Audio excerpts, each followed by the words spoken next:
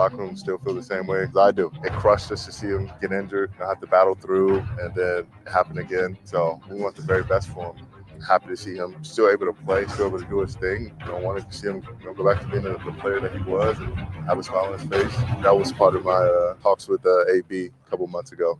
Asking the situation with Nick and how that's going to work out and how we can get him back here. Because I know he means a lot to the fans, but he means a lot to us as well in the locker room. Obviously, excited for Nick. I haven't talked to him yet, but reached out to him. You guys know how I feel about him. He's a huge part of our success here, a huge part of this franchise. So we wish him luck. It's something that we'll obviously stay in touch with him throughout this year. The intensity and the urgency just has to take another level. Can't expect someone else to do it on any other side of the ball or any other position room. Got to be the leader in the entire team. And that's what's been laid out for me. Like you said, Jimmy said it, Kevin said it, and I'll take the reins and I'll be that guy. This is Cleveland Sports Radio, 92.3 The Fan. Will you? Will you be that guy? Do you think this is kind of humiliating for Myles? Oh, all right. I didn't know you were going to go that way, but go right on ahead. Let's hear what you got to say. How many guys in the NFL have been as dominant as Myles Garrett over the last, say, 5 years? Like one or two. You would have said like Aaron Donald, but he's gone. Yeah, he's retired. Patrick Mahomes, but we don't, I guess, really just defensive players, I guess, would be in the conversation here. Who's been as dominant as this guy, game in and game out? Very few people. He hasn't gotten a real big chance to do it in the playoffs. Of course. None of them went to minicamp this week.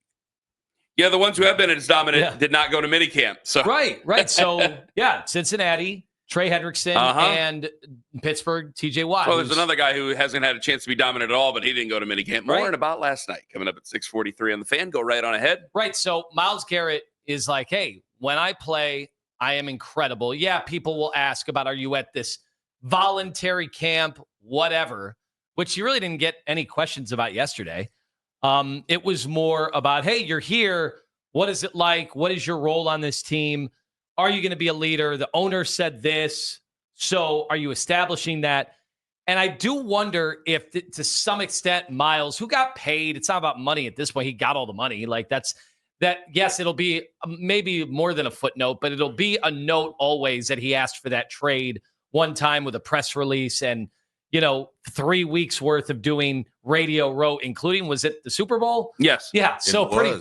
The guys at WIP were doing a chant for him. Yeah. Pretty big time. That'll always be something referenced. I don't know how big of a talking point it'll be.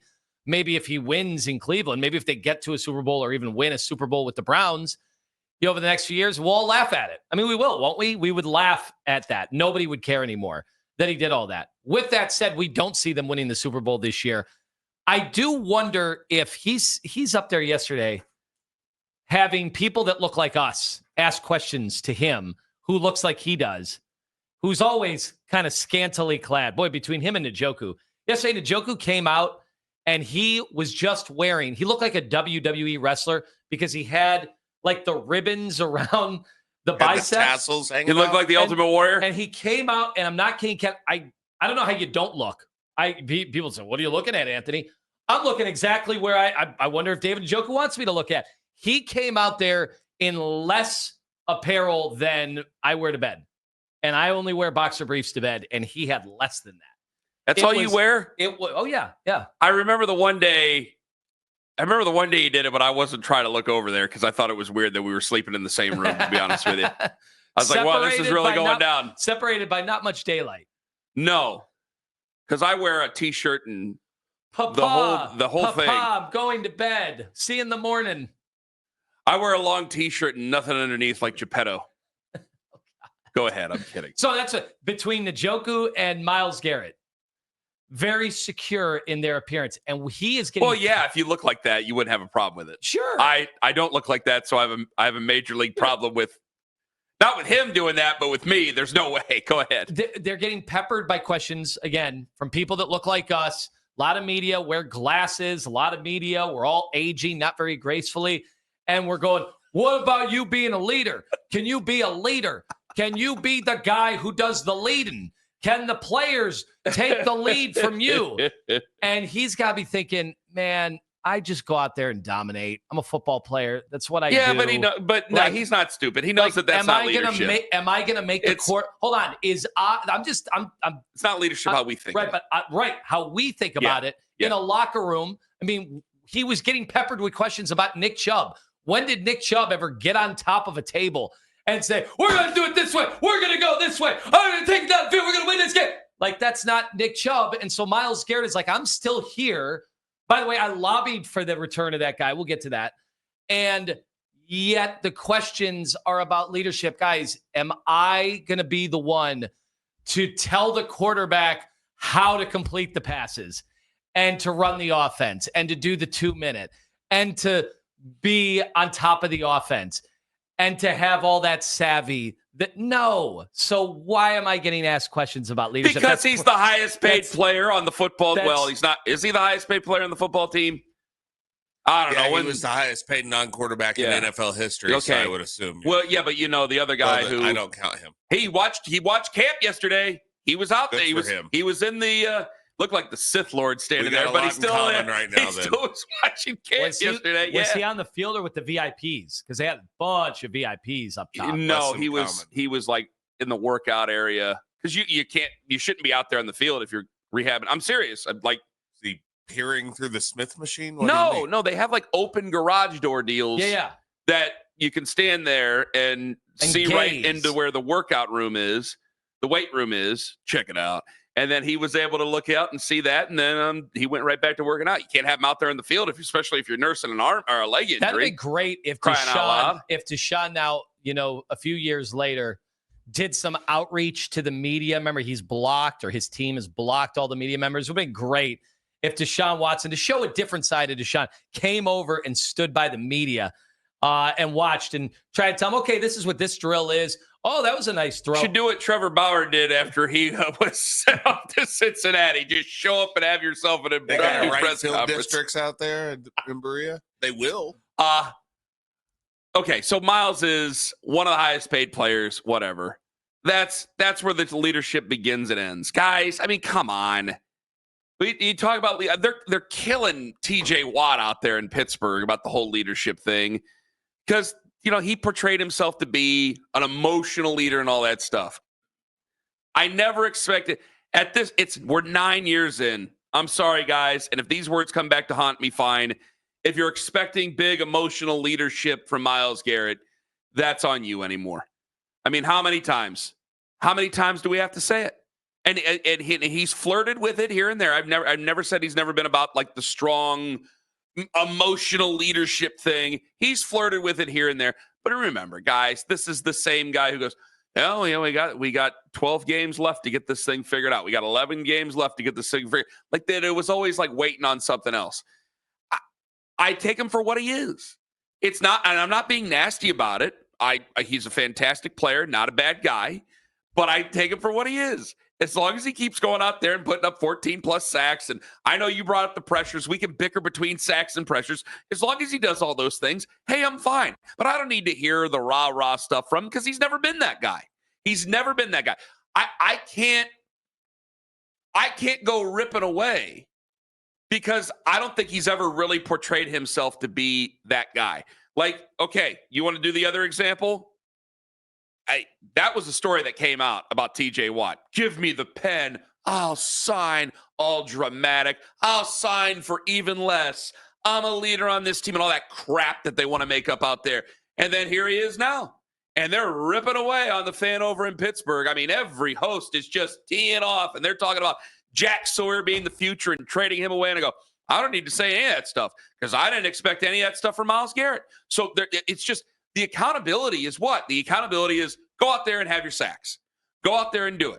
I don't know who's going to be the emotional leader in the locker room, if they even really need one, depending on how you guys all see the season playing out here. But no, it's not going to be him, and I don't expect that out of him. So he can say whatever he wants, but for the most part, honestly, for me as a Browns fan, he goes through one ear and out the other. The leadership is what? The leadership is leading the team in sacks.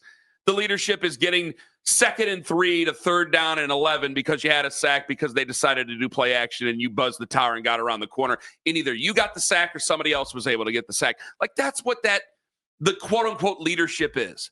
So why do you think Jimmy Haslam brought the leadership thing up at the owners' meeting? Because it's what fans want to hear, and when you have one of the highest paid guys out there, you usually want that with it. But it ain't that way, and it ain't gonna be that way. And in so many ways, it is what it is. It's what it is. I mean, I'm sorry if he would have came to OTAs or whatever and was sitting there yelling about how he was a changed man and all this other stuff. Okay, fine. I'd try to hold him accountable to that level and buy in, but no, nope. It's okay, and I'm fine with that. I'm fine with that. At least I'm telling myself I'm fine with that, which I guess you can try to dig into my psyche about that. Because what do I say to the guy? He's the best defensive player the organization's ever had. All right, that's saying something. He's still one of the best players on defense in the NFL, which makes him one of the best players in the NFL. So what do I say to the guy? Well, I guess you don't rah it enough. I guess he's one of 53. All these teams have leadership councils, right? Especially you hear about that all the time. That we had to buckle down. We had to get, especially in the college programs, they'll say, "Oh, we had to get the leadership council together on this one. We had to really talk it out." And I always laugh because I'm like, "Oh, how does that? Is it Robert's Rules of Orders? Is it? Do you have to have the con?"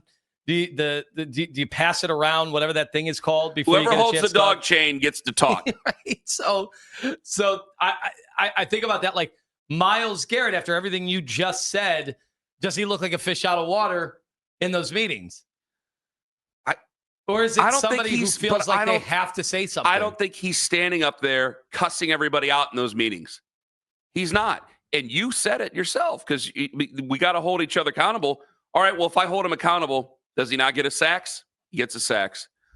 I could try to make arguments about postseason, but again, I think he would look at you and go, okay, am I supposed to somehow make the quarterbacks who have sucked up the room over the last umpteen years, am I supposed to make them better?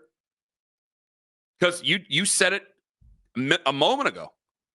What does Myles Garrett do if the quarterback's terrible? What does Myles Garrett do? What's his leadership do? What does Myles Garrett do if they change out the entire offense because they are so desperate to make it work out with the $230 million quarterback?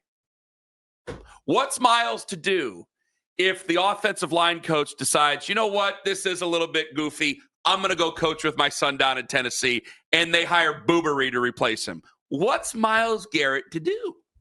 There's not much he can do. So, hey, man, it's not just Myles. And when it's the most important position and you keep playing duck, duck, goose with who's going to start there, you're not going to get much leadership. You're just not.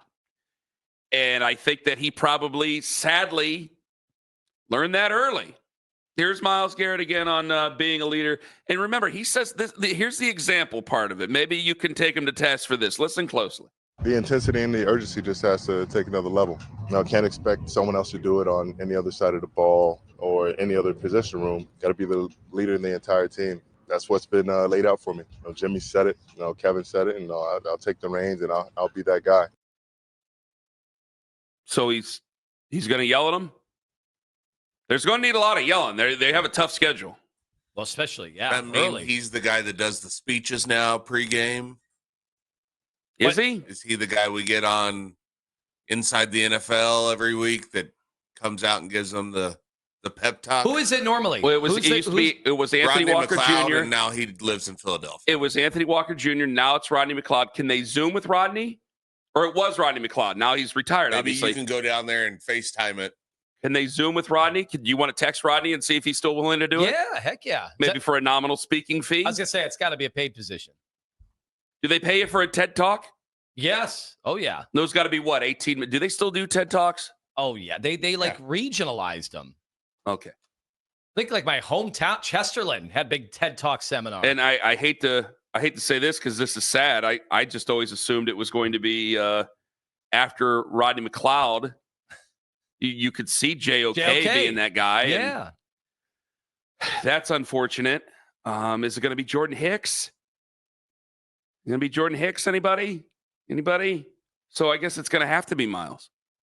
Unless Mason Graham wants to carry that torch. He's a rookie. So if he wants to go ahead and give the pregame speeches, please, by all means. But that means that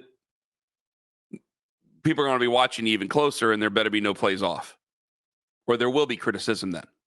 Like, that is a responsibility, giving them big pregame speeches there. Like, we always say, you don't lie. We made jokes about, why is Jameis Winston giving the pregame speech? He's just going to go stand on the sidelines. Why is Jameis doing that? Why is Jacoby Brissett getting ready to do this when he's just going to go stand on the sidelines in the second half of the season? What are you doing? So we'll make fun of that.